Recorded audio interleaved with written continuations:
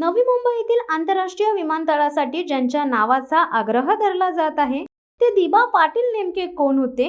नवी मुंबईतील स्थानिकांसाठी ते इतके महत्त्वाचे का आहेत यावरच एक दृष्टिक्षेप. तर मंडळी, ही गोष्ट आहे 70व्या दशकातील. मुंबईतील वाढत्या लोकसंख्येचा भर कमी व्हावा यासाठी महाराष्ट्र सरकारने नवी मुंबई हे शहर स्थापन करण्याचा निर्णय घेतला आणि त्यासाठी त्यांनी स्थापना केली सिडकोची. आणि याच नवी मुंबईसाठी 15,000 रुपये एकरी भावाने शेतकऱ्यांच्या जमिनी घेतल्या जाणार होत्या. परंतु शेतकऱ्यांना आणि भूमिपुत्रांना 40,000 एकर भाव मिळावा आणि सोबत त्यांना 12.5% विकसित भूखंड मिळावा अशी मागणी दिबा पाटील यांनी केली.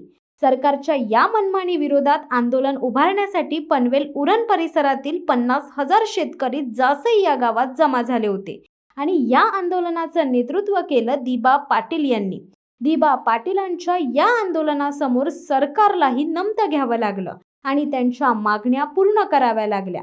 आज नवी मुंबई परिसरातील आगरी समाज हा स्वतःच्या जमिनी जाऊनही स्वतःच्या भूमीवर राहताना दिसतोय, तो दिबा पाटील यांच्यामुळे. जासईच्या ज्या आंदोलनामुळे दिबा पाटीलांना प्रकल्पग्रस्तांचा नेता बनवलं, त्यात जासई गावातील दिबांच्या संग्राम या छोट्याशा घरात आजही बलिदान दिलेल्या 5 शेतकऱ्यांचे फोटो जसेच्या तसे लावलेले आहेत.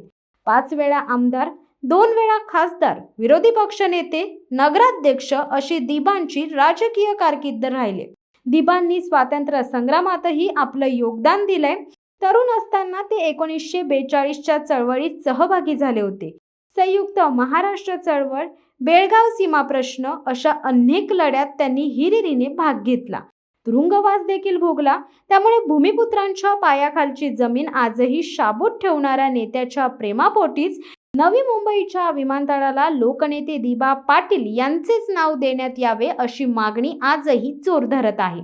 धडक बेधडक वृत्त देणाऱ्या आपल्या शिवसत्ता टाइम्स न्यूज चॅनलला लाल बटन दाबून सबस्क्राईब करा आणि बेल आयकॉनला क्लिक करायला विसरू नका.